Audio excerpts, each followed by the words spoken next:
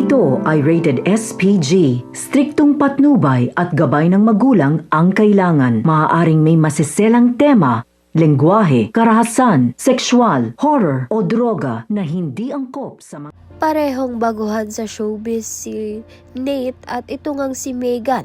Kaya naman gagamitin nga nila ang chemistry nilang dalawa.